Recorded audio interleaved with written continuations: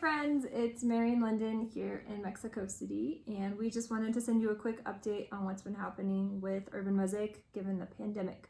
So right now we are in phase 3 of the pandemic, which they say is the worst phase, and we're expected to be in this phase until the end of August or so. Lyndon, what have we been up to? Yeah, so as an organization in this time, before all this came down, right as we saw it coming, we started up 175 Shalom groups. They're like small Bible studies, just groups for people to be encouraging one another, to stay connected with other people during this time. Of course, they're all meeting virtually now on a weekly basis. We also put in 100 hand washing stations in the communities where we work, and we've handed out 200 plus food baskets, which is food for a month for a family, to our community leaders and pastors whom we work with. Yes, and so coming up, we're continuing to work on food security projects.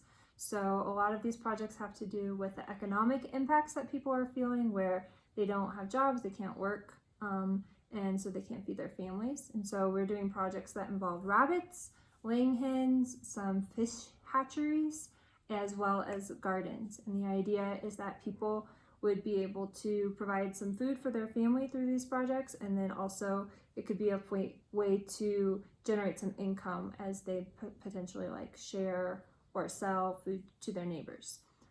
We're also working on the installation of more hand washing stations, up to a couple hundred more. 400 is the goal. And then we are doing some community and public service projects. So that has to do with the increase we've seen in violence with the economy being so bad.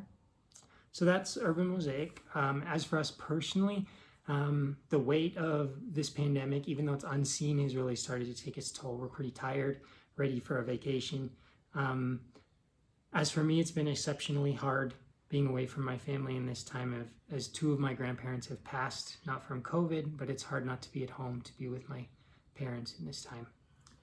Yeah, and I think just overall adding to that, it's been a season where we've seen a lot of grief. We've had 7 or 8 team members lose a family member to COVID, and we have several other team members who have a family member or a loved one who's really sick in the hospital right now with COVID. So you can pray for us and pray for our team for physical protection and provision for us, our team leaders, the pastors, the community leaders.